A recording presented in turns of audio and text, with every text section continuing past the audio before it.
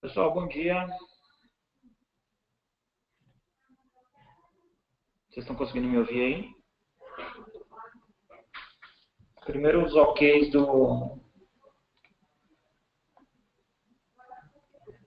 Primeiro os OKs do som, por favor. Som e tela.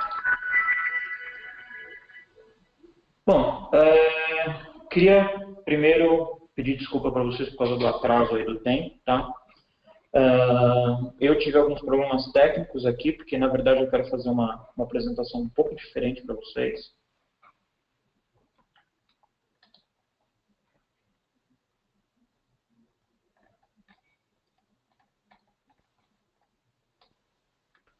Um pouco não, bastante diferente, né? Vou fugir um pouquinho dos PPTs, a gente vai ficar mudando um pouco de tela aí. Eu vou tentar fazer valer a pena cada minuto que vocês perderam aí, tá? Na espera. Beleza? Pessoal, bom, como vocês quem já está acostumado a participar do webinar aqui comigo, tá? O que eu costumo fazer? Eu abro no final da apresentação para pergunta e tal, mas também eu gosto de deixar que vocês perguntem no meio do caminho, tá? Então, assim, a qualquer momento vocês podem perguntar, vocês podem questionar, ter alguma dúvida, quer fazer algum comentário, a gente vai fazendo aqui, trabalhando junto, tá? Então vamos lá, eu vou começar a minha apresentação de uma forma um pouco inusitada. Deixa eu só ter certeza que essa máquina virtual não vai pegar rede. Não pegou. Então vamos lá.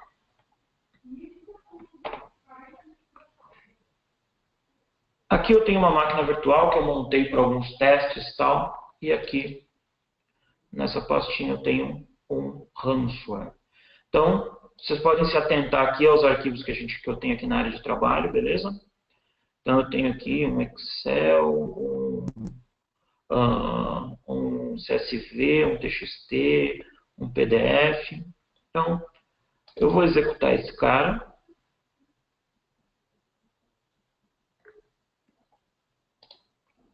Vou deixar ele rodando aqui por alguns minutinhos. E a gente volta nele para ver o que aconteceu.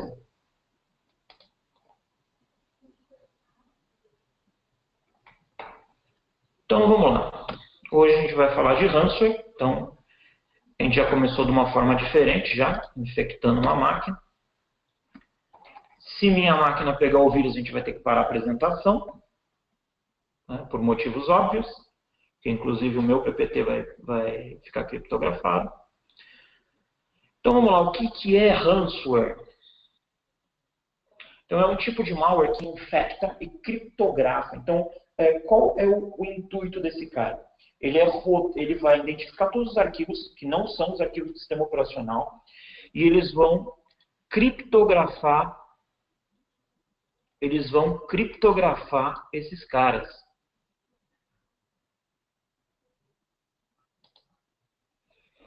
Tá? Qual é a ideia? A ideia é capturar os dados e sequestrar. Hoje a gente tem no Código Penal aí sequestro, né? Então, a privação. Então, eu vou pegar um indivíduo, vou privar ele de liberdade por uma troca financeira. Tá? Esse é o resumo aí do texto do código do artigo 148 aí do Código Penal. Então, quando eu faço um sequestro de uma pessoa, tá? A gente já viu sequestro de pessoas, sequestro de cachorro, tinha uma modalidade louca aí de sequestro de carros, né? Então, o pessoal rouba o carro e depois liga para a própria vítima e pede dinheiro em troca para devolver o carro, né? Qual é o problema na parte do cybercriminoso, qual é a fragilidade da área do lado do cybercriminoso, na verdade, do lado criminoso, né? A gente está falando de sequestro físico aqui. Então, qual é os pontos fracos desse cara, né? Aonde ele está vulnerável na hora que ele faz um sequestro? Então, ele vai trabalhar com dinheiro, vai trabalhar com papel moeda. Né? Então, isso faz um volume muito grande, né? Hoje em dia, com os golpes com esses esquemas do Lava Jato, algumas quebras de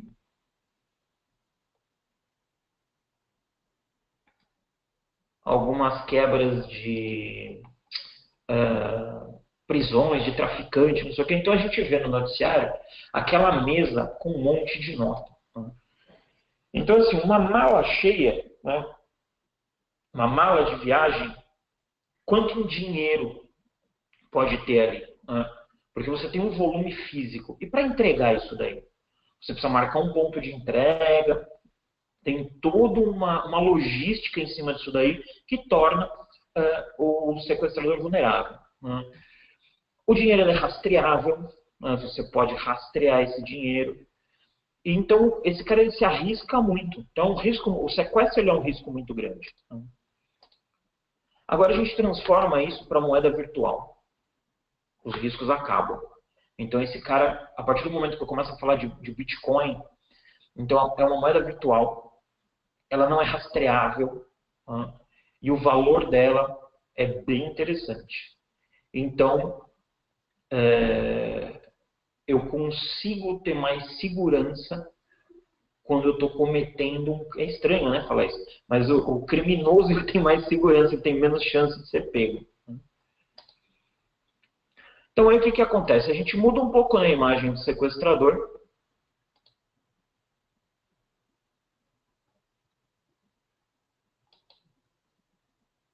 Então, muda a cara do sequestrador, né?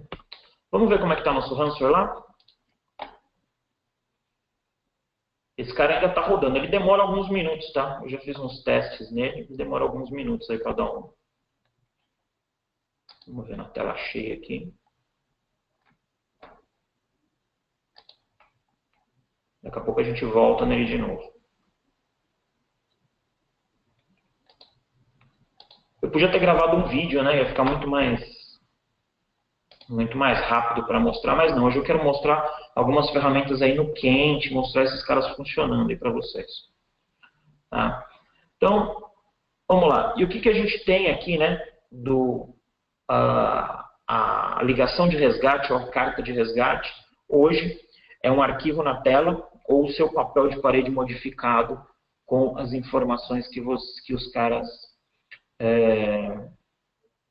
disponibilizam aí para que você possa fazer o depósito do sequestro. Tá? Alguns caras são bonzinhos, eles mandam o arquivo para descriptografia, outros não. Tá? Então a gente sempre recomenda, e é interessante vocês recomendarem também aos clientes finais. Eu sei que essa apresentação, eu vou tratar... Eu vou mudar um pouco o foco, tá? Eu vou tratar todo mundo como cliente final, porque na verdade hoje eu sei que tem algumas revendas, tem alguns clientes finais aí, tá? Então, nada de mandar cartão no chat, tá? Nada de quem é de revenda aí ficar disponibilizando cartão de visita lá no chat, por favor. Vamos lá. Então, as formas de ataque. Então, a gente tem aí o mais comum é um phishing spam. Tá? Então, são aqueles e-mails... Agora a gente está em época de declaração de imposto de renda. Né? Então, provavelmente alguns de vocês devem ter recebido aí, porque você está com problema no... Você foi pego na malha fina, clique aqui para verificar não sei o quê, ou o seu CPF está invalidado, clique aqui para verificar essa situação. Então, esses e-mails, ou o cybercriminoso, ele manda um link direcionando para uma página que já foi invadida e tem um cara para fazer download. A ideia é fazer com que você faça o que eu fiz naquele momento. Então você vai ter que baixar o programa e executar o programa. Então, em resumo, todos esses links, né, todas essas formas, tirando o apt, todas essas formas de ataque, tanto o spam phish quanto o link infectado, ele cai muito mais numa vulnerabilidade que é a engenharia social. Tá? Então, se a gente conseguir tratar a fonte, então, o melhor... Eu vi uma apresentação de um amigo, ataque de Rafael Rael, ataque de RDP. Cara, é um ataque mais direcionado, tá?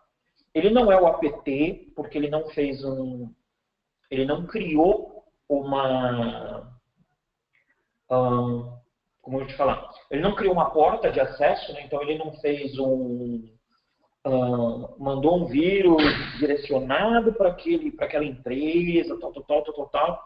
Mas também, assim, formas de ataque, isso é um brute force, né? Então o cara ele consegue fazer o acesso por RDP ou utiliza alguma vulnerabilidade de RDP, consegue acessar a máquina e coloca o vírus numa condição. E, cara, quando você acessa RDP, você tem acesso total à máquina, né? Então você pode colocar esse arquivo em qualquer lugar para ele executar automaticamente, no reiniciar a máquina, tal. Vamos ver como é que está nosso... Ah, galera, tá aqui, ó. Ele criptografou até os arquivos que estavam vírus, ó. Pra você ver como é que o negócio é cabuloso. Então vamos lá, vou montar a tela cheia aqui. Então esse cara aqui, ele é um vírus indiano, tá? Onde eu consegui isso aí não interessa. Não me peçam que eu não vou disponibilizar, tá? Mas a ideia, se eu não me engano, até o nome do vírus, esse Skanda, é o nome de uma entidade hindu, sei lá, não me aprofundei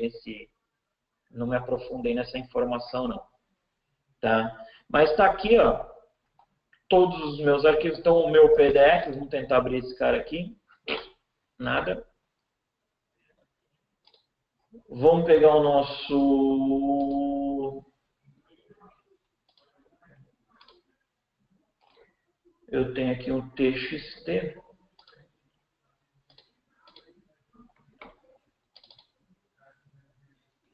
Tá aqui o que sobrou do nosso arquivo, galera.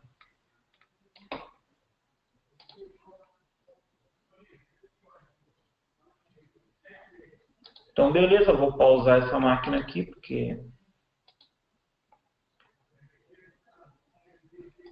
Na verdade, vou desligá-la para evitar qualquer dor de cabeça.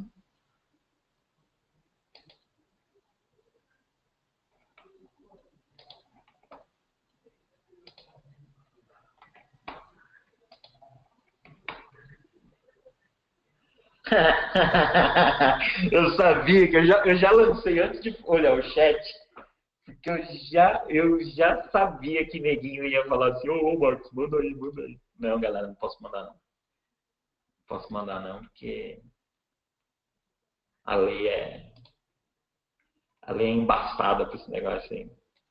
Quando a gente não tinha, apesar que assim, a gente não tem, eu acho que a única lei que a gente tem aí que previne contra esse tipo de coisa é aquela lei Carolina Dickmann lá, que eu não sei o nome da bendita, eu não lembro o número da bendita lei lá.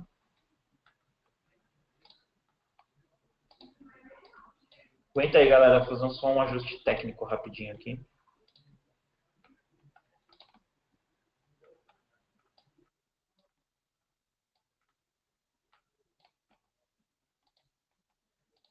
Vocês estão me ouvindo bem aí?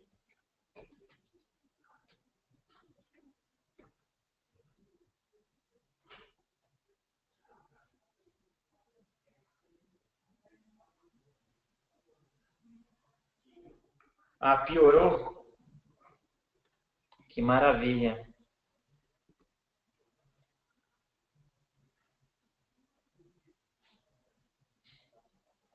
Bom, vamos lá, vamos ver. Me fala aí se tá ok.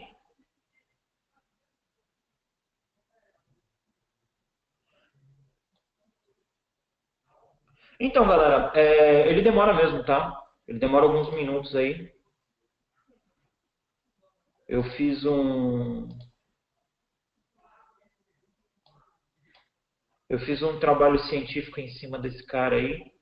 E assim, eu tive que rodar ele várias vezes, né? Porque eu peguei aí os top 5 do Gartner e fiz o teste desse cara e tive que descrever o que cada solução, como eles agiam, tal, tal, tal, tal, tal, tal.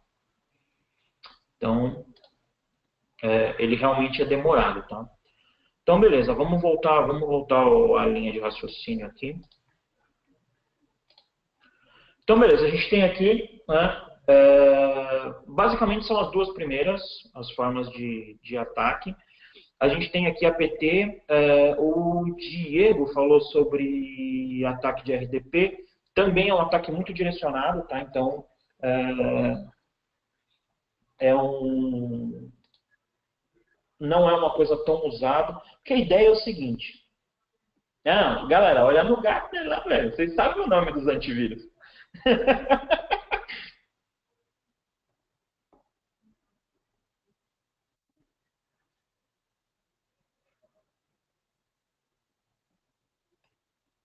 Então, vamos lá.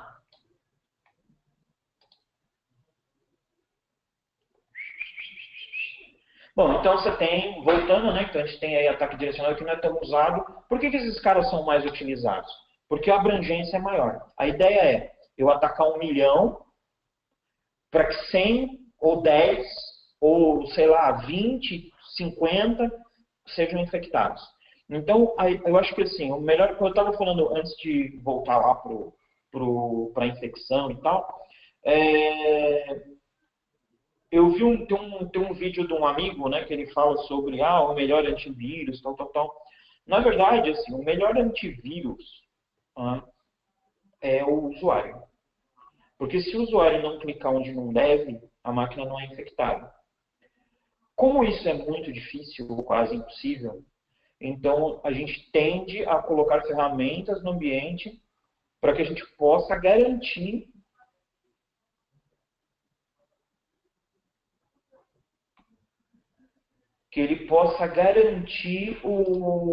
a segurança do ambiente. Tá? Então, vamos lá. Vamos falar um pouquinho, tá? Então, eu vou pegar nessa topologia, tá? Então, aqui eu tenho as estações de servidores, o meu switch, o meu firewall saindo para a internet. Então, numa topologia padrão, tá? Em quais camadas a gente consegue proteger vocês?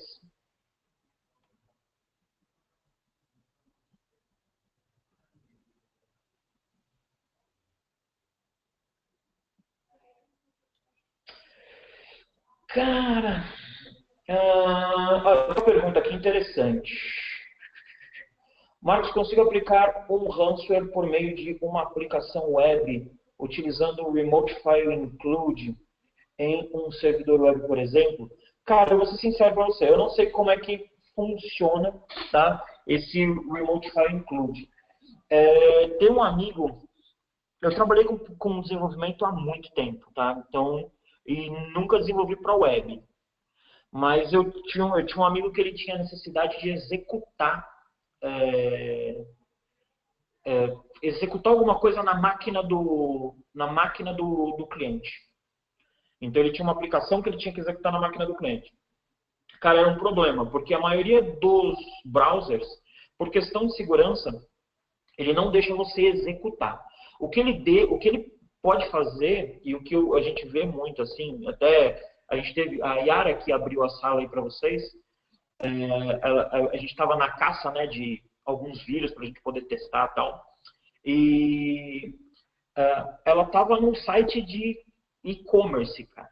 Tipo o Mercado Livre, assim, um negócio.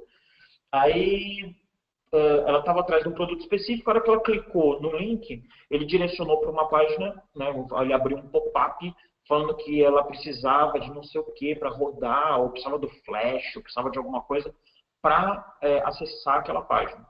E pedia que ela fizesse o download e executasse o arquivo. Então, na maioria, você vai ter muito caso de engenharia social mesmo, tá? Então vai forçar o usuário. E cara, é aquela história, né? Quem nunca ficou tentado a clicar num link daqueles do veja minhas fotos, blá blá blá. E sei lá, qualquer coisa assim do tipo. Mas vamos lá, bora seguir na apresentação. Então vamos lá. Então, primeira coisa, tá? Eu vou começar com a remediação. Então, o desastre já aconteceu, as máquinas estão infectadas, tá? Então, o que a gente vai fazer aqui? A gente tem duas opções, tá? Então, aí vamos lá, vamos mostrar console, tá? Então, eu estou aqui, quem entrar, esse link eu vou jogar aqui no chat. Aí vocês conseguem ver aí.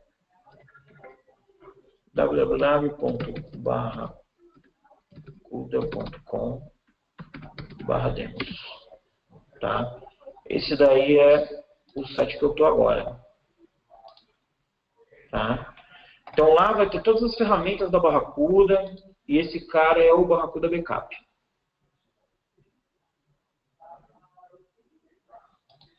Então vamos lá. O que eu posso fazer quando eu tenho um problema de uma máquina infectada e eu quero voltar essa máquina, tá? Então aqui, ó, no software download, isso é na console da Barracuda, tá? Isso daqui é o Cloud Control, onde eu posso ter várias ferramentas, tal. Eu consigo gerenciar várias ferramentas. Quem já participou de Semana Barracuda já ouviu falar desse cara. Então eu tenho aqui, ó, o Bare Metal Live CD. Eu posso baixar isso daqui, é uma ISO 32164, que eu faço o download desse cara e subo crio um disco de boot e subo na máquina. Vamos ver se eu estou seguindo a linha aqui da apresentação. É isso mesmo. Então, eu consigo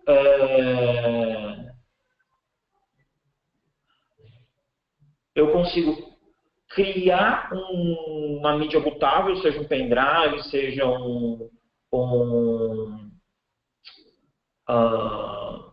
CD, DVD. Ele vai dar o boot na máquina e depois eu vou fazer o restore, tá? Eu vou mostrar o restore e depois eu volto aqui porque tem uma parte de pergunta aqui que eu quero responder, mas eu não quero perder essa linha de raciocínio.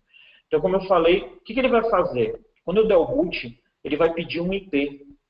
Ele vai pedir um IP, uma máscara, um gateway, certo? Então, legal. Aí eu vou... Opa! Outra aplicação. Aí eu vou no... Já está rodando, usar o Alt Tab, né? Parece que eu não sou de TI, gente. Né? Então vamos lá. Baixei esse cara, instalei no pendrive, subi no meu servidor. Agora eu vou lá no Restore Browser.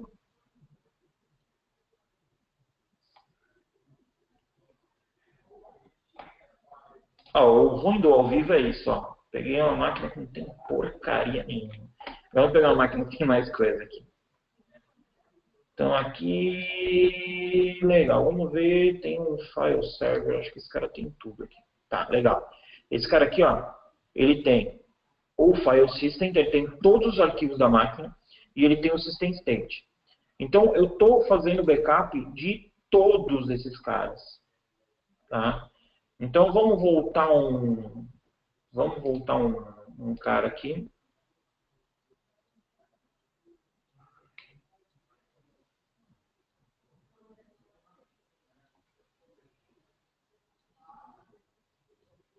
Tá? Vamos dar um restore. Eu não vou conseguir fazer porque eu não tenho máquina aqui. Mas olha que legal. Eu vou voltar para a máquina original, que é a máquina que já estava configurada. Tá?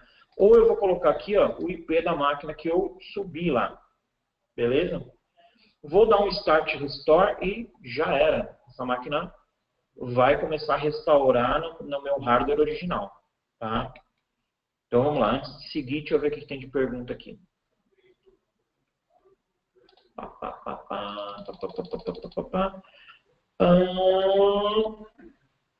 Tá, beleza. Henrique pediu a apresentação, eu estou gravando, tá? Depois vou ver se eu disponibilizo para vocês. Pessoal de marketing, eu estou gravando a apresentação.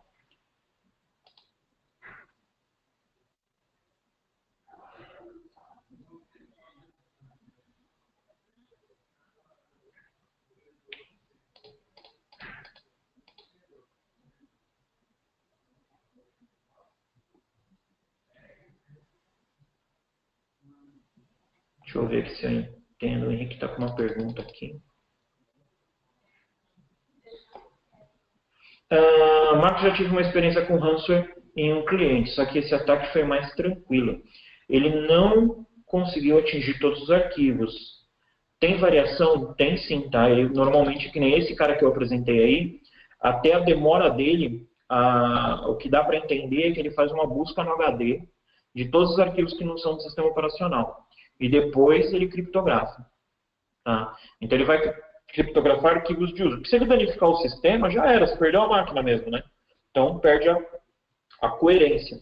Então provavelmente esse cara ele deve direcionar algumas pastas ou ele deve selecionar algum tipo de arquivo específico. Tá? É o mais provável.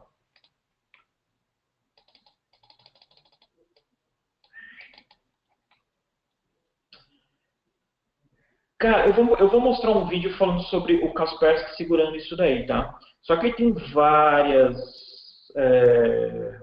eu vou falar aí de algumas nuances que a gente pode ter. A gente teve alguns casos aqui também que tem isso daí. Não, beleza. Galera que precisa sair, eu vou gravar, depois eu disponibilizo.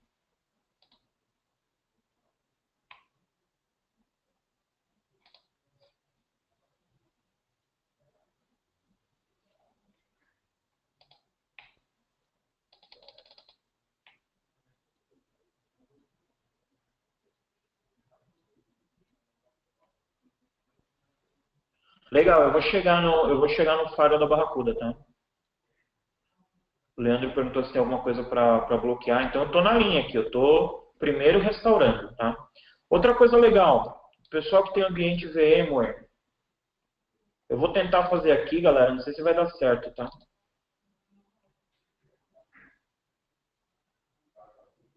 Eu posso pegar um arquivo, um computador específico aqui. Esse cara não tem.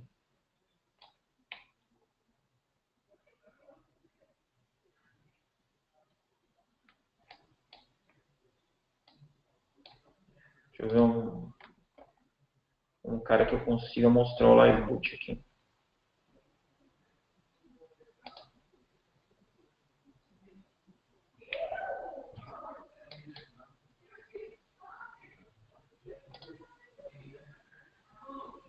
Vamos lá, vamos lá. Eu só tenho restore, não tenho live boot.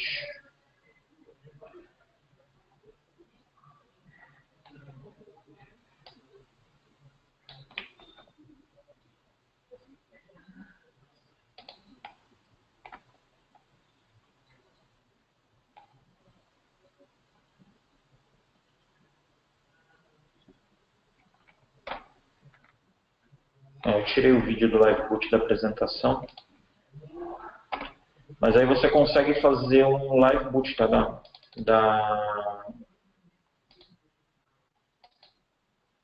Você consegue fazer um live boot quando esse cara é VMware. Então ele tem o live boot na caixa e o live boot na nuvem. Mas o live boot na nuvem vai depender do tamanho da caixa de vocês. Então, só um resumo do que é o backup da Barracuda. Então, esse cara, ele é um hardware. Vamos voltar aqui a apresentação. Ele é um hardware, é uma solução all-in-one, tá, que vai fazer o backup. É um cara blindado, então você não tem problema aí de esse cara ser invadido ou ser infectado. Tá? Aí você fala, legal, mas ele fez o backup do ambiente infectado.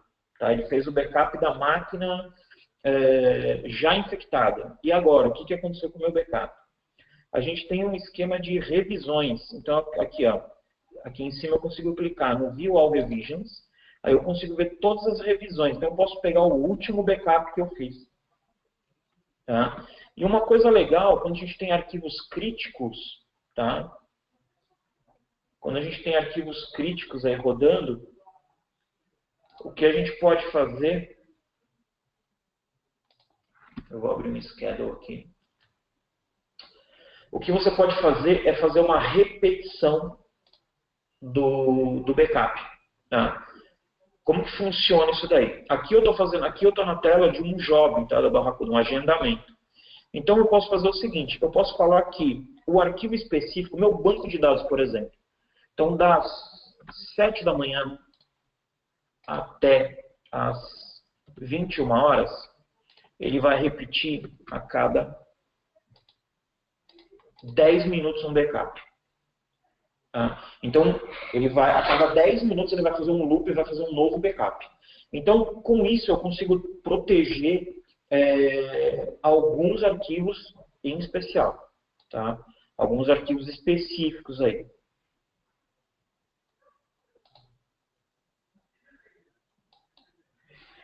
Calma, galera, a gente vai chegar lá. Vamos lá. A galera que está perguntando de Kaspersky, a gente vai chegar lá. Então, beleza. Falamos do primeiro ponto, que é do Barracuda. Outra solução que a gente tem na ESE aqui. O Zerto, que é uma solução de disaster recovery. Tá? Como que esse cara trabalha? Esse cara é para ambiente virtual. Tá? Então, eu tenho o meu ambiente, tenho um ambiente de contingência. Tá? Esse cara trabalha com VMware, Hyper-V, Azure e AWS. Tá? Então, o que esse cara tem de legal? Tá? Quando a gente trabalha na camada de armazenamento, a gente trabalha no storage, ou a gente vai fazer a cópia do snapshot da máquina, ou a gente vai fazer uma cópia de LUM. Né? Então, o storage ele tem soluções de replicação, mas ele vai replicar uma área do storage.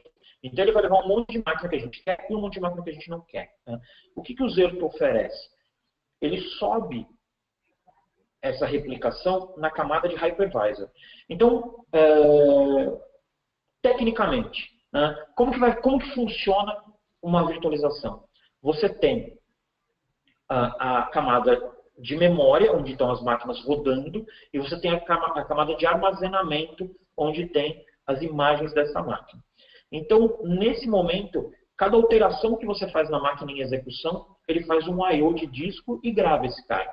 No momento do I/O, ele vai replicar. Então, ele vai replicar muita coisa? Não. Ele vai replicar o que estiver acontecendo naquele segundo. Tá? Pô, eu falei de segundo, né? Legal.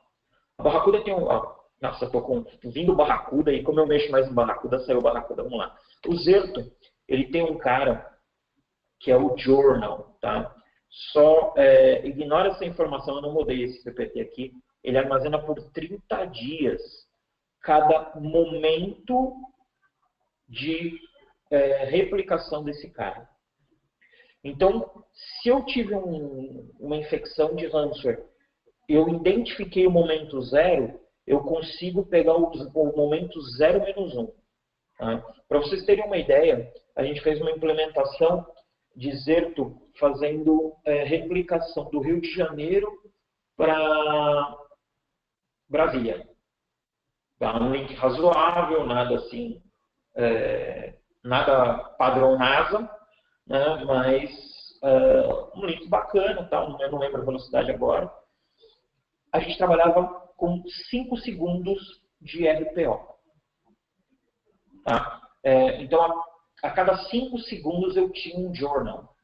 Então, se eu perdi se eu tive uma infecção de ransomware agora, eu posso restaurar o meu ambiente 5 minutos atrás. Tá? E como esse cara é um disaster recovery, o que eu vou fazer? Eu vou subir o ambiente de replicação e vou arrumar minha casa. E depois eu volto a chave. Então eu consigo ter continuidade do negócio.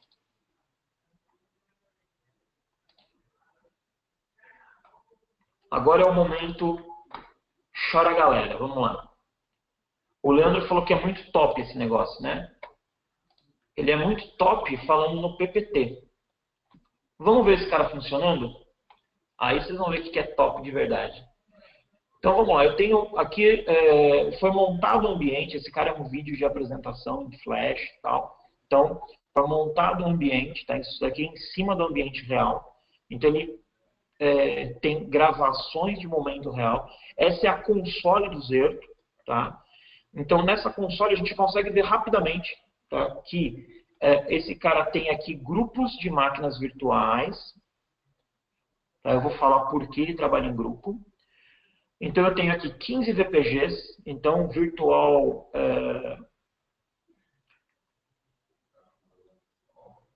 Fugiu a sigla agora, já era, vamos lá. Então, são grupos de máquinas virtuais, então são 15 VPGs. São 24 máquinas virtuais dentro desses 15 VPGs, sendo que uma máquina ela pode se repetir até 3 vezes. Tá? Então ela pode estar em 3 VPGs diferentes. Aqui a gente tem 51 tera, um RPO de 7 segundos. Então, se eu tiver uma perda do meu ambiente, eu consigo voltar 7 segundos para trás. E a taxa de compressão desse cara é de 88%. Então isso a gente vê assim, de cara. Aqui eu tenho o status, né, das minhas VPGs. Então ele vai mostrar que eu tenho um gráfico que me mostra como é que está a saúde desse backup. Então, se o meu link tiver com problema, esse cara ele vai me alertar. Por quê? Porque ele vai cair o meu SLA. Então, quando eu defino o grupo, eu defino quantos segundos eu quero de SLA. E ele vai trabalhar em cima disso para poder me dar o display da tela aqui.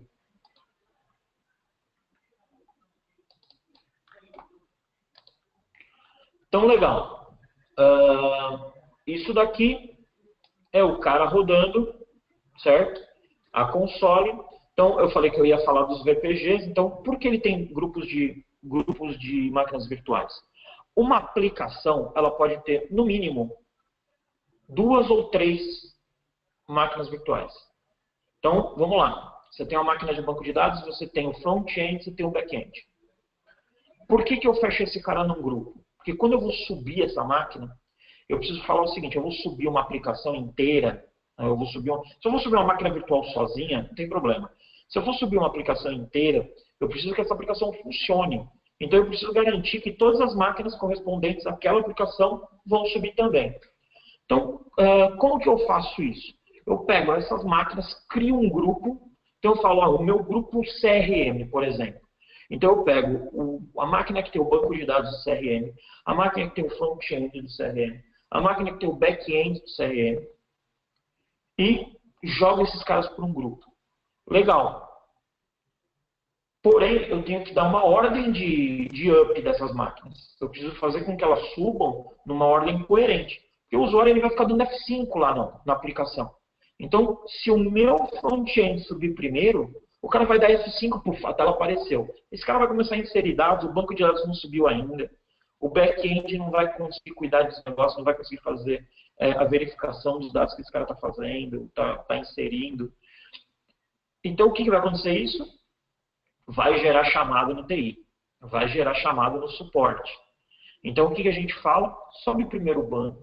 O banco subiu, agora vamos subir o back-end, agora vamos subir o front-end.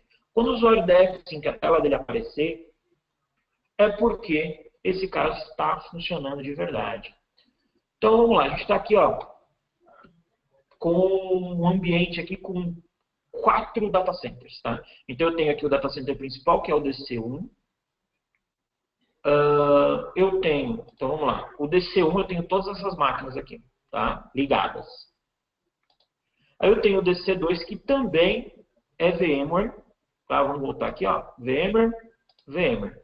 Só que ele não tem todas as máquinas virtuais ligadas. Aí você fala, pô, não está replicando? Sim, está replicando. Os dados estão já nesse ambiente. Porém, essa máquina ela não está montada. Ela só vai montar quando a gente declarar o desastre. Opa, eu tenho um Hyper-V nesse ambiente.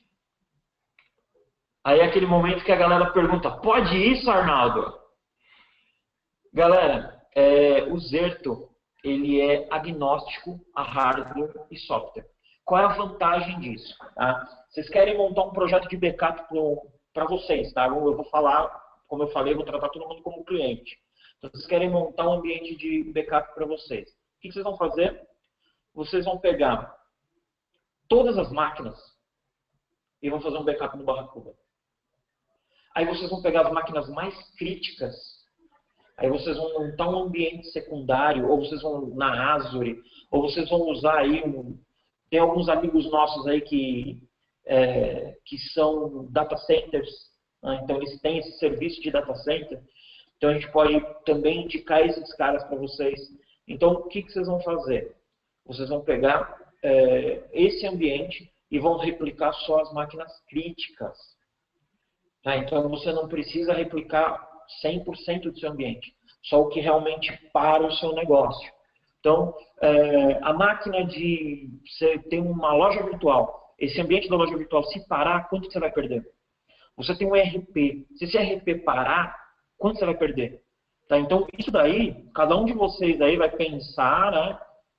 Então, principalmente quem é cliente final, quem é revenda vai pensar nos clientes mais críticos aí. Então, pensa numa parada de ambiente. O cara emite, sei lá, 10 mil notas fiscais no dia. Ele não faturar isso, vai gerar um não recebimento. Tá? Quanto esse cara perde nessa brincadeira? Tá? A questão da subida do ambiente. Peraí, vamos mudar outra coisa também. Aqui a gente tem um Azure, um AWS. Desculpa, não é um Azure, é um AWS. Então, esse cara ele consegue replicar do meu DC1 para o AWS? Consegue. E consegue também para a Azure. Tá? Da mesma maneira, ele não sobe as máquinas. Legal, mas eu não vou tratar o meu desastre aqui. Tá? Eu vou tratar ele aqui na console do Zerto. Então, eu posso testar esse ambiente? Sim. Nesse momento, a gente tem aqui embaixo um botãozinho, Live Test.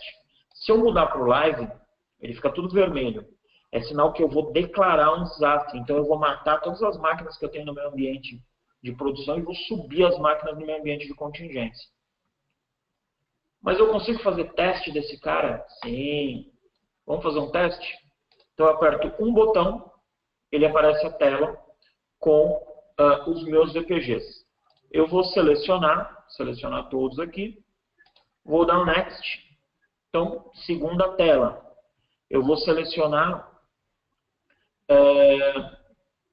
aqui o meu checkpoint. Então, o momento de tempo. Então, eu seleciono a máquina e seleciono o meu momento do tempo. Se eu não selecionar nada, ele vai pegar o último, tá? Mas aqui já tem aqui uma data previamente selecionada. E vamos lá. 3 telas. Next, 4 telas. Start Failover, 5ª tela. Então, em 5, 6 cliques, eu declarei um desastre. Tá? Então, eu consigo... Aqui eu já tenho as máquinas subindo. Tá? Isso daqui eu fiz um teste. Então, vamos ver os outros ambientes lá. Então, eu tenho aqui ó, minhas máquinas ainda rodando. Porém, aqui ó, minhas máquinas Testing Recovery são as máquinas que eu tenho para testar. Então, eu posso entrar nessa máquina, eu posso ligar essa máquina, eu posso testar o banco dessa máquina sem afetar o meu ambiente de produção. Quem é cliente final, que trabalha com desenvolvimento interno, você pode subir um ambiente de teste real para o pessoal de programação, para que eles façam as modificações, façam os testes no ambiente idêntico ao ambiente que vocês têm rodando hoje. Tá? E, mais importante, questão de segurança. Quando a gente trabalha com ambiente de teste virtual, a gente deixa uma máquina desligada durante sei lá quanto tempo, sem atualização, sem nada. Quando a gente sobe essa máquina, a gente está subindo uma vulnerabilidade no nosso ambiente.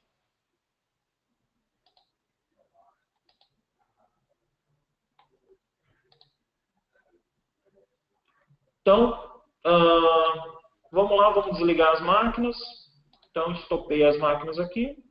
Posso falar se foi um sucesso ou um fracasso o teste. Tá? E vou estopar as máquinas. Uma coisa bacana, esse cara gera um relatório. Tá? Quem tem auditoria, tá? Vai ver isso daqui. Ó. A gente subiu o ambiente de teste em 1 minuto e 14. E nesse momento, o que ele fez?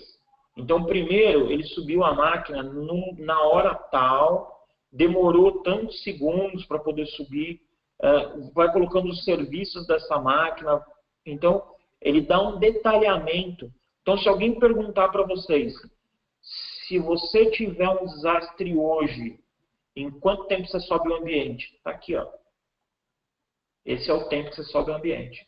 Então, no ambiente de vocês, com o teste de vocês vão conseguir apresentar esse relatório aqui. Legal, galera?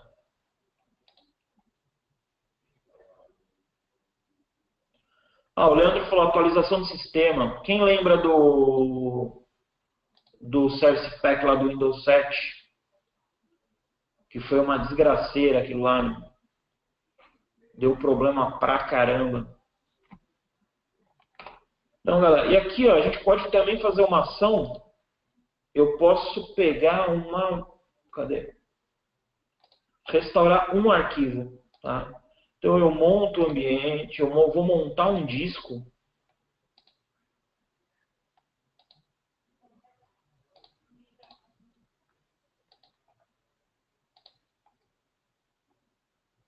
Eu vou montar o disco e vou ver a árvore desse cara, então eu consigo restaurar um arquivo, se o cara pedir. Falar, puta, eu preciso daquele arquivo de 29 dias atrás. Vocês conseguem entrar aqui e restaurar esse cara. Beleza, galera? Então, beleza. Matamos a preparação, tá? Então, isso daqui é uma prevenção. Então, você tem isso daqui no ambiente, você teve um problema de ransomware, você consegue voltar aí. Legal? Então, vamos lá. Vou voltar para o nosso PPT. Então, como eu falei, a gente consegue voltar um site inteiro, a gente consegue voltar uma aplicação, uma máquina virtual ou um arquivo. Legal? Falei desse cara também. Então, ele é agnóstico, trabalha com VMware para Hyper-V, Hyper-V para VMware, tá? Storages diferentes, servidores diferentes. Legal. Esse cara está no meio aqui entrou no nosso ambiente, tá? Então, como que as máquinas vão conseguir resolver isso daí? Agora a gente vai falar de Kaspersky. Então aqui a Kaspersky, junto com alguns grupos aí, eles criaram esses caras aqui, o No Ransomware e o No More Ransomware. Quem não tem Kaspersky no ambiente, ou mesmo quem foi infectado, mesmo tendo Kaspersky aí, esses caras eles pedem alguns arquivos, tal, então vocês conseguem jogar lá e ele faz a análise. E se ele tiver uma chave de criptografia, ele vai disponibilizar essa chave. Tá? Então, a ferramenta da Kaspersky que previne a criptografia no endpoint é o System Watcher. Tá? E no servidor é o Anticryptor.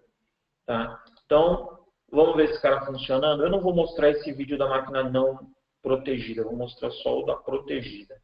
Até por conta do nosso tempo aí.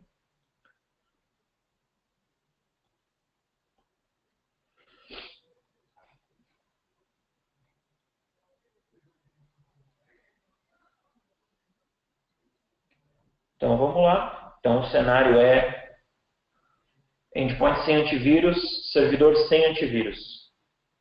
Primeiro cenário.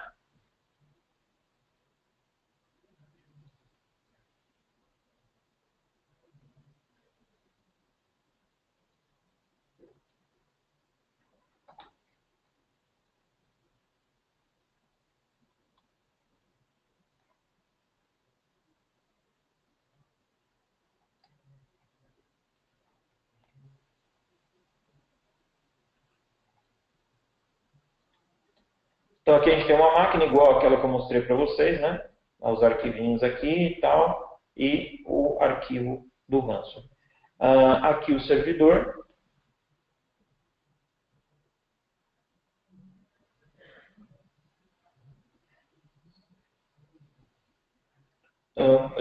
Vai abrir o arquivo para mostrar que existe aí, que esse cara está legível hoje.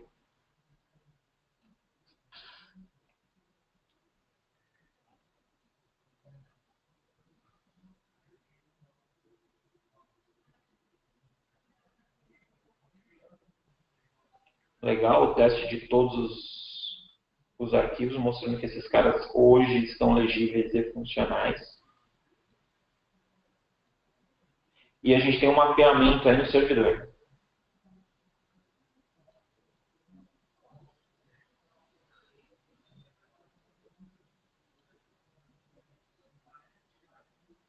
Beleza. Agora vamos rodar a criptografia.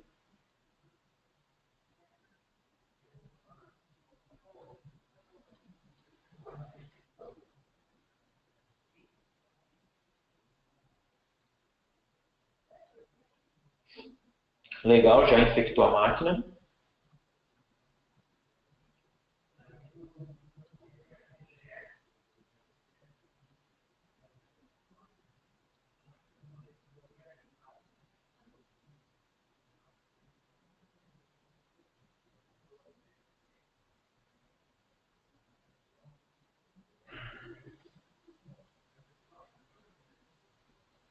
Então tá aí os arquivos que antes estavam legíveis, agora estão criptografados.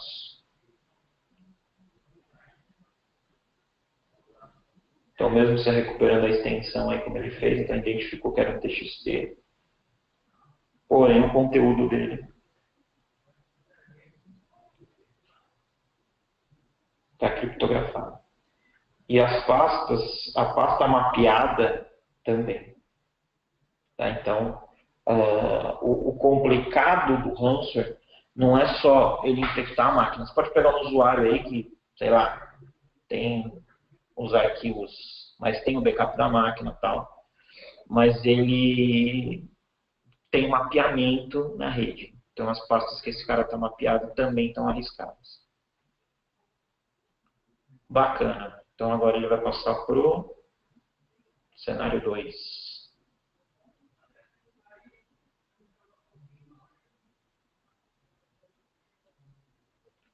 Então, o cenário 2 está o endpoint sem antivírus e o servidor com anticripto. Então, meu endpoint continua desprotegido, porém agora o meu servidor está protegido.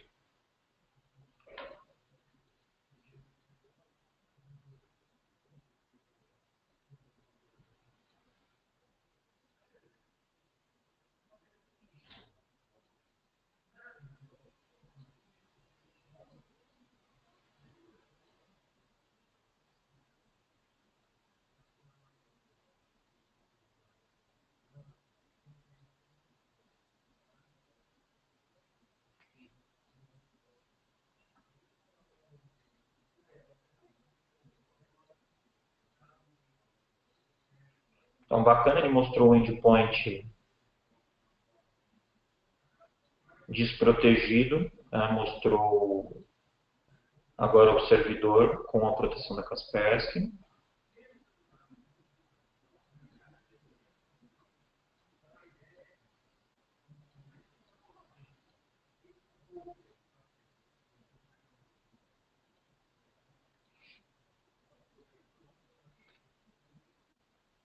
Vamos rodando o ransomware novamente. Legal, infectou a máquina. Local.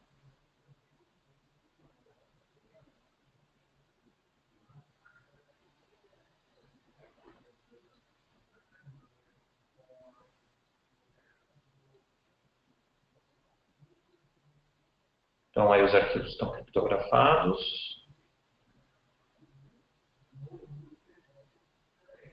De novo o teste de abertura desse cara.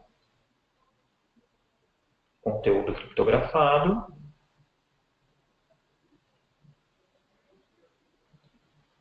Agora vamos ver o mapeamento. Você perdeu o acesso ao mapeamento.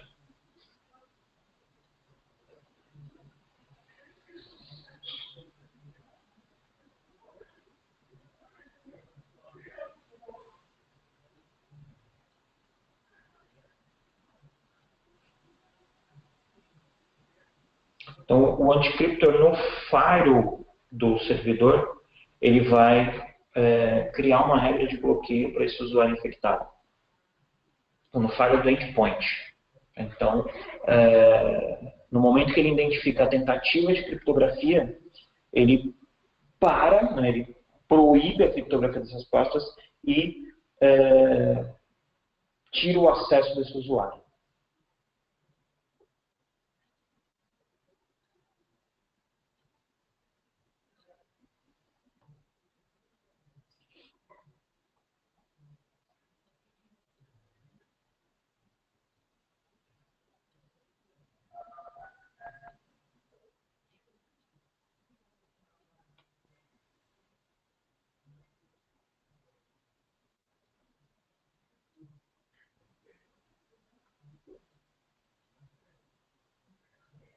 Bom, cenário 3, o endpoint com o antivírus e o servidor com o antivírus. Então, os dois protegidos.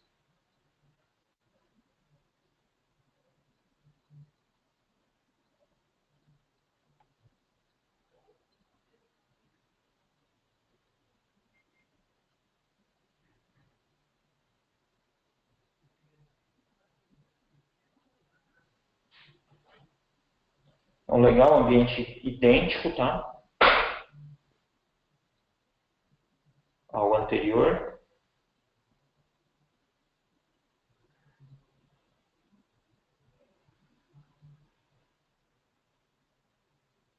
Rodando a infecção novamente, ele já bloqueia a infecção.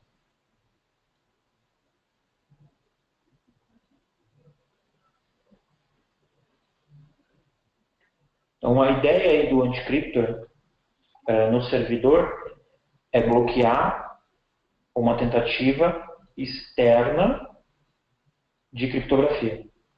Quando a gente fala do System Watcher, ele vai bloquear a tentativa de infecção local. Então, pela característica, pela ação do vírus, ele vai efetuar esse bloqueio.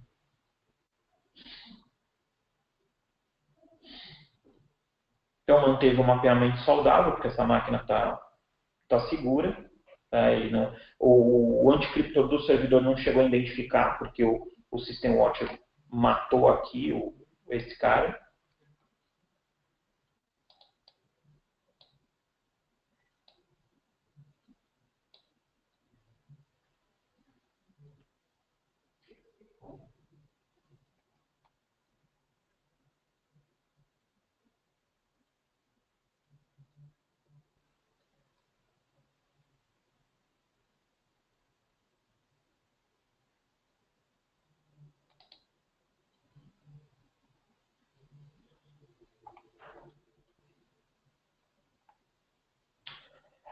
O Juan está perguntando aqui, né, se o Small Office também tem o System Watch.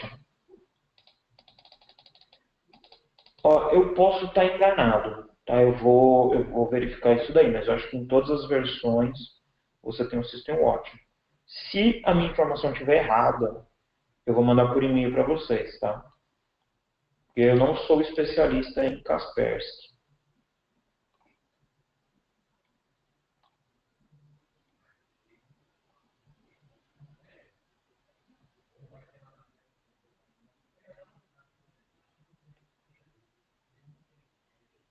Nossa, velho, o Alisson mandou um negócio aqui. É um texto grande, mas vale a pena ler, porque é uma desgraceira tão grande aqui. Vamos lá. Tive uma experiência com um cliente. Ele foi contaminado pelo Trojan Ransomware 32 Quihar no servidor. Alguém da empresa executou um arquivo direto no servidor na hora da atualização, de atualizar o sistema. Isso foi uma janela. Não, desculpa, isso foi em janeiro. Enviei as amostras de arquivo para Kaspersky, mas não foi possível recuperar. O cliente perdeu tudo. Afetou até o sistema operacional. O Alisson, por isso que a gente fala, tá? Eu vou falar do Barracuda, aí a gente vai falar. Porque, na verdade, assim, quando a gente fala de ransomware, o Kaspersky ele é muito bom, tá?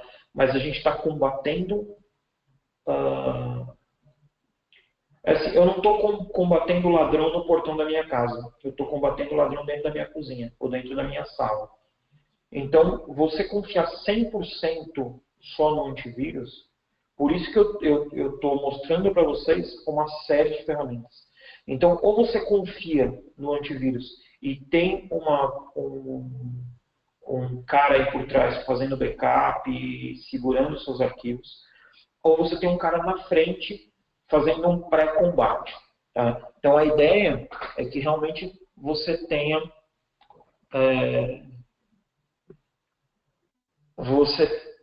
camadas de segurança, não uma camada apenas.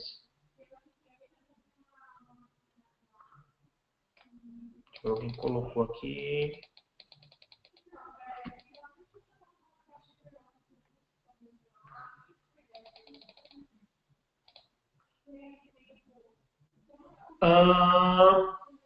O Fabrício, é necessário instalar o System Watch nas estações ou já vem no endpoint?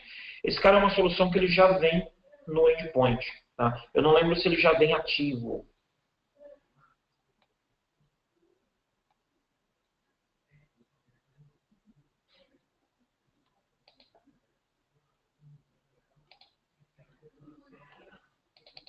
O Flaviano fez uma colaboração aqui.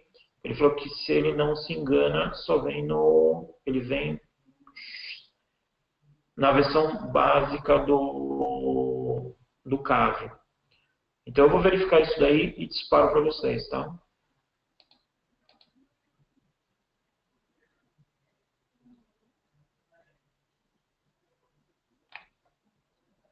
O Carlos falou que sim, que possui no Small.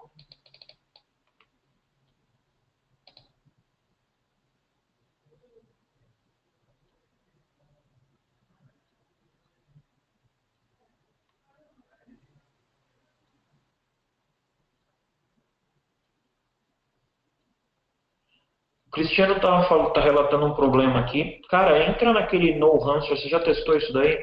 Provavelmente ele vai pedir um arquivo, ele vai pedir algum arquivo contaminado para você fazer upload. Tem isso daí, cara. Às vezes já tem alguma chave já para descriptografar. Sim, vai ser disponibilizado o vídeo.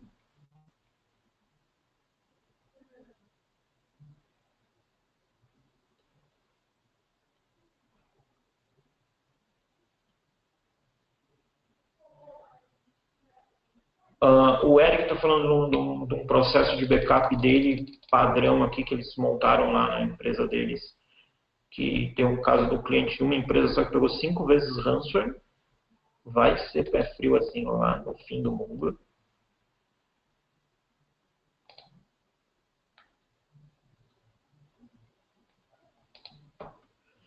Sim, só através de mapeamento, tá?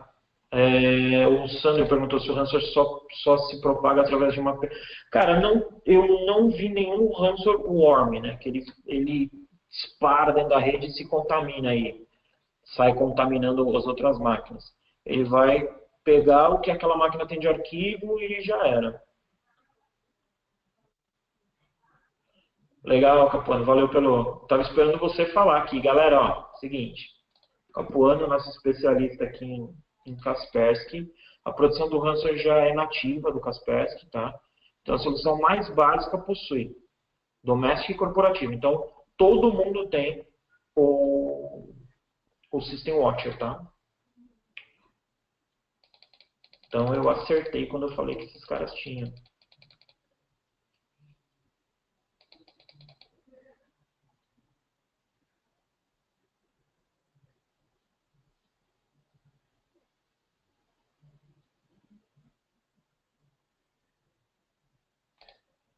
O Sandro falou de storage na rede. Cara, provavelmente o storage ele vai pegar através do mapeamento.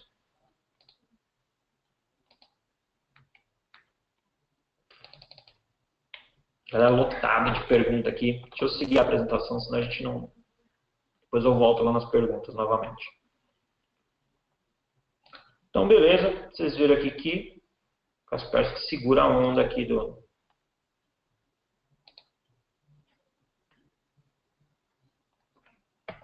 Segura a onda aí da infecção. Legal. Agora vamos tratar na camada de gateway. Esse cara ainda não entrou na rede, tá? Então, o que a gente tem é o seguinte, a Barracuda, ela tem algumas ferramentas, ou o ATD, que é o Advanced Threat Detection. Tá? Esse cara, ele vai, a função dele é analisar tudo que você faz download. Tudo que passar, todos os arquivos que passarem pelo gateway, ele vai analisar para poder passar isso para o usuário que está fazendo o download. Tá? Então, como que ele trabalha? Né? Então, todo o firewall ou anti-spam, são as ferramentas que tem esse cara, né? Eles vão verificar primeiro se esse cara ele tem alguma assinatura ali no IPS. Tem. É uma ameaça? Bloqueia. Aí depois ele vai passar no anti-malware. Cara, isso é uma ameaça conhecida? Não.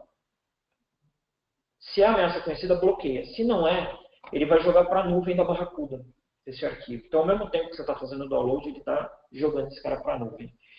Ele vai jogar esse cara numa sandbox e vai executar esse cara. Então, lembra que eu falei para você de combater o bandido na sua cozinha ou na sua sala? Então, esse cara ele vai pegar nem no portão, ele já vai pegar do outro lado da rua. Né? Então, a ideia é você combater mesmo da porta para fora. Então, ele vai executar esse cara lá na sandbox da Barracuda, lá na nuvem da Barracuda, e ele vai trazer um retorno. Tá? Aqui a gente tem um... Deixa eu ver se eu tenho os slides. Tá. Então, eu tenho duas formas de fazer isso daí. Então, primeiro eu posso analisar o arquivo enquanto eu entrego para o cara. Então, eu analiso, depois eu entrego, né? Então, ele vai receber o arquivo, o usuário vai ter essa tela aqui na cara dele, né? E isso daqui vai demorar o tempo da análise. É ok? Beleza, o cara recebe o arquivo. Tá? Se não for ok, ele já bloqueia, esse cara recebe a mensagem de bloqueio. Legal. Esse procedimento, ele demora de 30 segundos até uns 5 minutos. Depende do tamanho do arquivo, depende do nível de complexidade desse cara. Né? É um executável, é um PDF com links nele e tal. Então, dependendo da complexidade do tamanho do arquivo, é o tempo de demora. Aí sempre vocês vão ter aquele usuário que vai falar assim, não, está demorando muito, eu quero receber meu arquivo. Então, o que esse cara vai fazer? Eu posso ter a opção de entregar e, enquanto eu entreguei, eu vou fazer a análise. Então, ao mesmo tempo que esse cara está recebendo o arquivo na máquina dele, a sandbox da Barracuda está recebendo, a nuvem está recebendo esse arquivo. Ao mesmo tempo, os dois vão estar executando. Então, se esse cara for uma ameaça, foi identificado como uma ameaça, o administrador é notificado, tá, através de e-mail e tal, e esse cara ele cai numa regra de bloqueio do firewall. Então, tudo que bater no gateway, então, o cara trabalha com Office 365, trabalha com SAP, trabalha com, sei lá, nuvem de armazenamento, esse cara ele vai perder todos os acessos dele. Então ele só vai conseguir acessar da rede para dentro. Então aqui a gente já identifica que esse cara... E outro, o usuário ele parou de acessar a internet, ele vai ligar para o suporte. Olhou na regra do Firewall, viu esse cara bloqueado, tira a máquina da rede e vai tratar a máquina. Aí você fala, pô, legal, vocês vão perguntar para mim, mas pô, toda vez vai demorar 5 minutos e tal? Como que o ecossistema do ATD trabalha? O meu firewall, eu estou fazendo download de um arquivo agora. O meu firewall vai fazer essa análise e vai jogar para a Barracuda. A Barracuda vai criar um hash desse cara. Quando vocês estiverem fazendo download desse mesmo arquivo que eu estou fazendo, ele vai chegar lá e eles vão fazer a análise da hash. Esse cara é igual? É. Então eu não preciso analisar. Eu já sei se esse cara é uma ameaça ou não. Então ele já vai receber um OK ou vai receber um deny aí já direto da nuvem da Barracuda. Então com isso a gente consegue proteger todas as camadas. Tá? Um negócio legal, como eu fiz essa apresentação, a ideia era fazer essa apresentação ao vivo com o Fire, né? Mas na verdade foi ele que bloqueou o meu GoToMeeting, então até eu achar os IPs, eu falei, não, vou voltar e vou fazer sem o Fire. Mas a ideia era mostrar para vocês no quente. Tá? Eu vou fazer um vídeo disso daí também e vou disponibilizar para vocês. Então, o que a gente fala aqui, né? Então, o que você precisa entender? Sistemas tradicionais de proteção são essenciais e importantes. Então, o nosso antivírus é essencial e é super importante para o ambiente. O nosso backup é essencial e é super importante para a saúde do ambiente. Porém, a gente tem que ter uma linha de defesa adicional. Então, se a gente tem a opção de ter uma defesa na ponta, no gateway, então a gente consegue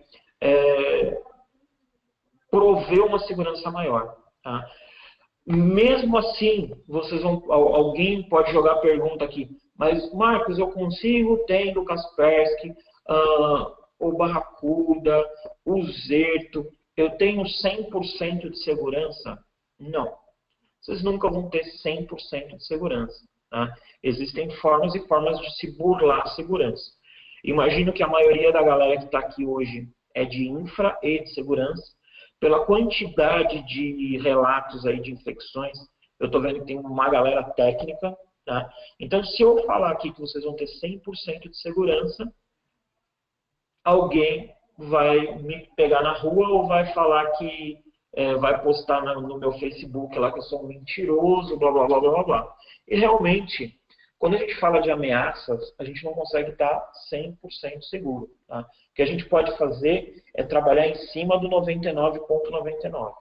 Então, disponibilizar soluções tá, para o ambiente do cliente em que ele possa ter tranquilidade. Então você vê que mesmo a gente tendo um cara no gateway, um cara no endpoint, eu estou falando para vocês de um backup. Eu estou falando para vocês de um disaster recovery. Porque se vocês, de qualquer maneira, sofrerem um ataque, ou sofrerem uma infecção, né, vamos tratar como infecção, porque o ransomware, tirando o RDP lá, que acho que o Leandro comentou, o restante é infecção. Né? Então a ideia é que vocês consigam trabalhar a segurança e um retorno, uma continuidade das informações no caso de uma perda. Tá? Quem vai ditar isso é o quanto é importante para o cliente de vocês, ou para vocês, se você é um cliente final, o quanto é importante para vocês as suas informações e a sua parada de ambiente. Tá? Galera, no mais, é isso. Tá? Então, eu vou tentar responder as perguntas lá. Deixa eu voltar para o slide das perguntas.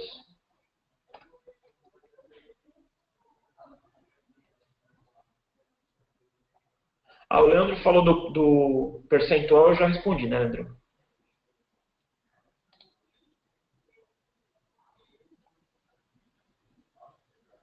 O Carlos perguntou, se durante a análise o usuário cancelar a verificação, o usuário não cancela nada. Ele pode cancelar o download. Ou ele para de fazer o download, ou ele faz até o final com a verificação.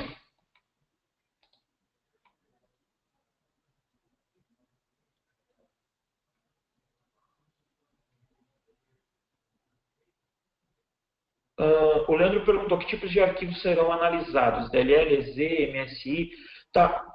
Todos os arquivos que você fizer um download, ele vai fazer a verificação. Se for um TXT, se for um PDF, eu ia fazer o teste em cima de um PDF. Ia fazer o download de um PDF da própria página da Barracuda e ia mostrar que ele faz a verificação. Eu não consegui subir nenhum vírus, tá, para poder fazer o download.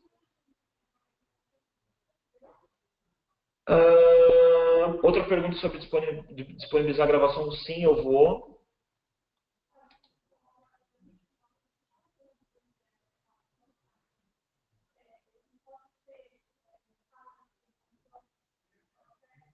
O Carlos perguntou aqui, ó, o alvo dos vírus que tenho visto são os servidores das empresas. Sendo assim, a criptografia começa pelo servidor ou vem criptografando até chegar no servidor? Normalmente, vocês viram que você tem que fazer uma ação no vírus, né? Então, tirando o caso lá que o Leandro falou do RDP, é o Leandro mesmo, Leandro, dá um joinha aí, faz um ok aí.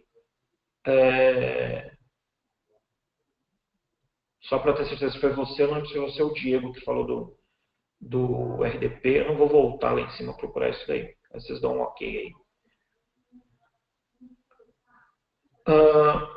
Normalmente, isso daí vai executar na estação de trabalho. Tá? Porque a forma, tirando que eu faço um ataque no servidor e rode esse cara. Foi o Fabrício que falou disso daí. Desculpa, Fabrício. Tirando o cara que vai ser atacado, então a gente está falando aí de um ataque direcionado, tá? Ou de uma APT, né, de uma ameaça persistente que vai afetar uma vulnerabilidade, vai tentar chegar no servidor do cara. O objetivo é chegar no servidor do cara. Se não, é a máquina, porque, gente, a máquina do usuário, ela vai ter acesso ao servidor. Tá? Você tem mapeamentos, você tem... esse cara, ele tem, dependendo do usuário, ele tem um nível de acesso. Ele vai ter acesso a X pastas, ele vai ter acesso a banco de dados. Então, é dessa forma que esse cara inicialmente infecta o servidor.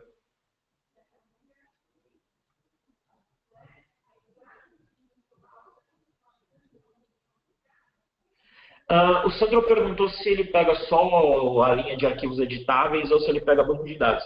Eu não fiz o teste, tá? Eu vou fazer um teste. Eu tenho uma máquina SQL aqui. Eu vou dar uma brincada com ela.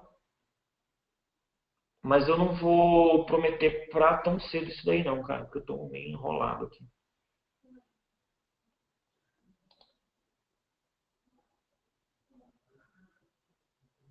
O Leandro falou que pega banco de dados também. A gente tem alguns relatos que nem você pega, que na verdade, assim, não sei se vocês viram, tem alguns vídeos, acho que no YouTube, falando, teve uma reportagem da Globo, falando de uma prefeitura e de uma farmácia que foram infectadas. Né? Então aí afetou o banco de dados também, nos dois casos. Só que a gente tem Oracle, SQL, a gente tem o Access, né, que é um pacote Office. E tem muita gente que trabalha com Access como banco de dados.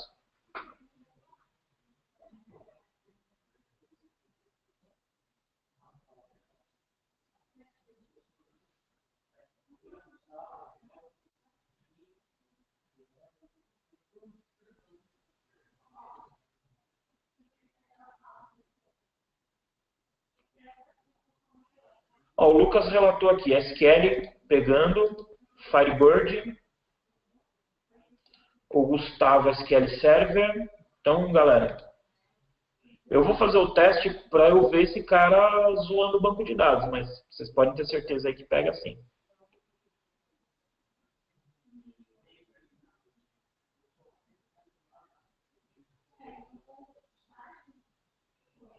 Então, o William falou aqui de uma infecção que ele teve, que infectou o servidor, mas não infectou nenhuma máquina. Tá?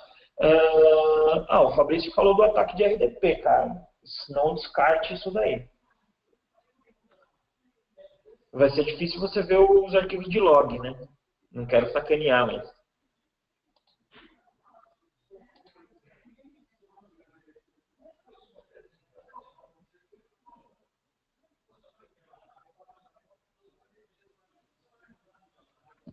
Agora ferrou, a gente fugiu do foco agora aqui, ó.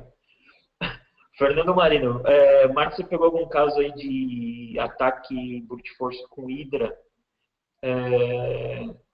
executando bem com word list? Cara, você tem que ter uma word list muito boa, tá? E outra, os serviços na máquina tem que estar... não pode ter nenhuma restrição de tentativa, porque se tiver, você perde os acessos. Apesar que o Hydra tem um esqueminha que você consegue dar um intervalo, né, de acesso. Então, tipo, você tenta 2, 3 vezes, fica tipo alguns minutos em stand-by, depois tenta de novo.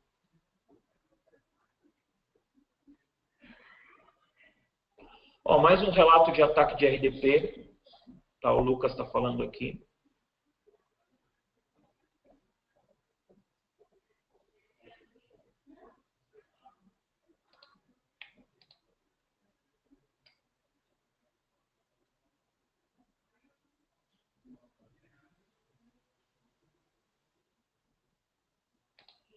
Bom, galera, alguém tem mais alguma pergunta?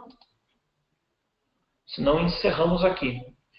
De novo, desculpa pela demora, espero que tenha valido a pena, tá? Esperar aí, vocês esperaram quase 40 minutos, gente, mas assim, da próxima vez eu prometo mostrar o Faro funcionando.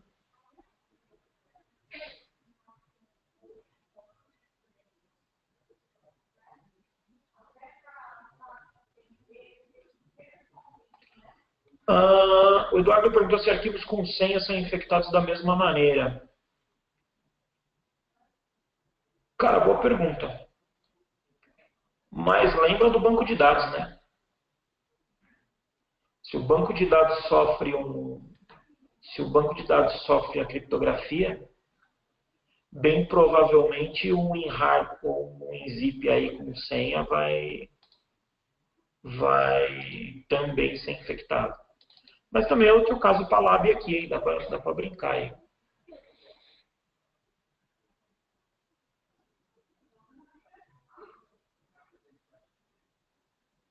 O William falou um negócio legal aqui, galera. Marcos, no cenário onde temos smartphones na rede, você vê isso como uma porta de entrada para problemas? Sim. Tá, hoje, se vocês verem estatisticamente, você tem mais Android do que Windows no mundo rodando. E você tem mais smartphones e tablets do que desktops e notebooks. Então, lembra o seguinte, tem um pessoal que fala, não existe vírus para Linux, não existe vírus para Mac. Não é que não existe, existe. Só que, se eu sou um cybercriminoso e estou atrás de dinheiro, eu vou aonde eu tenho mais clientes, vamos dizer assim. Então, por que eu vou atacar um Mac, que eu tenho, tipo, 10% de usuários? Ou eu vou atacar um Linux, que eu tenho mais 10%, em vez de eu atacar o Windows, que eu tenho 80% do mercado. Tá? Esses números aí eu estou chutando, tá? Mas se você for ver proporcionalmente, então, Android, pode esperar aí, eu não sou nenhum vidente, não tenho nenhum estudo sobre isso, tá? E não li nenhum estudo. Mas, para 2017, a gente pode esperar aí que sequestro de celular, 2017, 2018, Sequestro de celular vai ser uma coisa mais comum aí.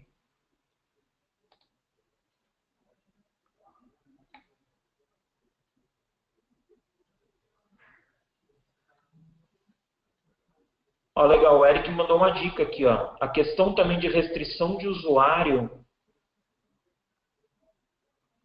o usuário ele ser administrador da máquina dele ou não, influencia na criptografia dos arquivos.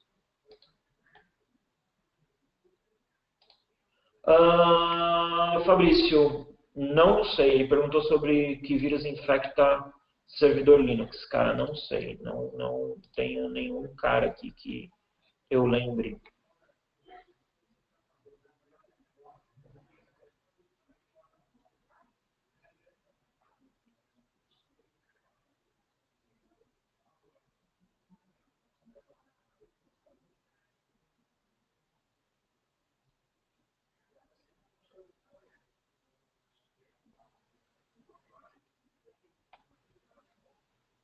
Galera, mais alguma dúvida, alguma pergunta?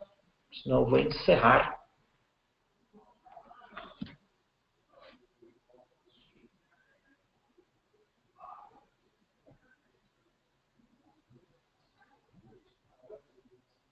Ó, o Carlos perguntou, uma vez infectado, como localizar por qual PC veio o ransomware? Se ele passou pelo aquele processo lá se ele passou pelo aquele processo do Barracuda, do Firewall ou do Antispam, ou passou, ou foi identificado, né, pelo anticryptor do servidor, no caso de Kaspersky, você vai conseguir ver isso no, você vai conseguir ver isso nos logs do, você vai conseguir ver isso nos logs do firewall, né? Então lá na regra de firewall ele vai estar bloqueado, ou na regra de firewall do servidor ele vai estar bloqueado.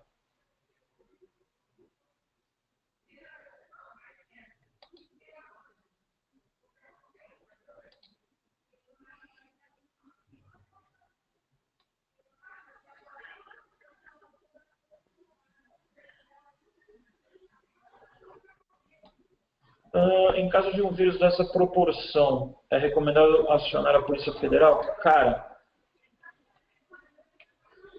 sinceramente,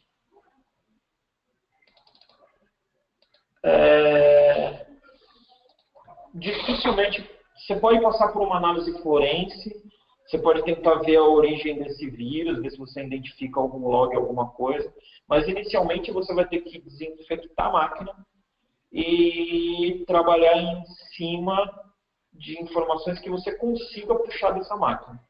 Então é bem mais complicado.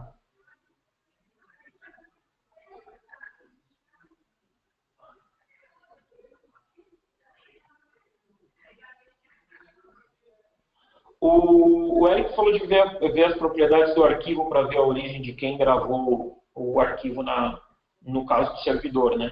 Mas se ele bloquear a gravação, você não consegue ver isso daí. Mas claro que você vai ver lá no log do Firewall, né? Mas é uma saída para ver a origem aí, ver que usuário, que máquina que fez esse cara, fez a criptografia desse arquivo.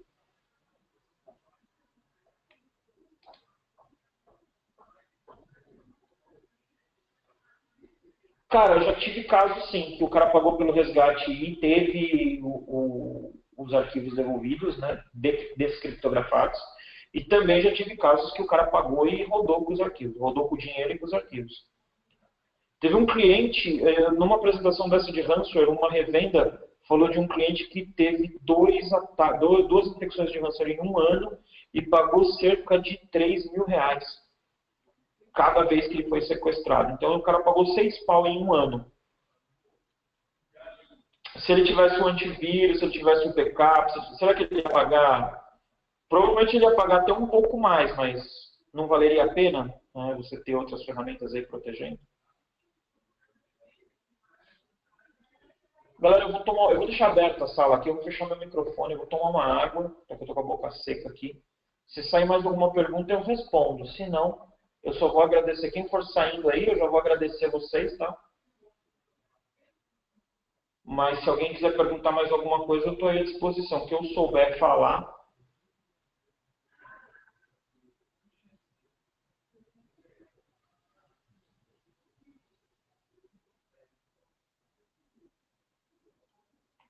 Eu vou pegar as dicas.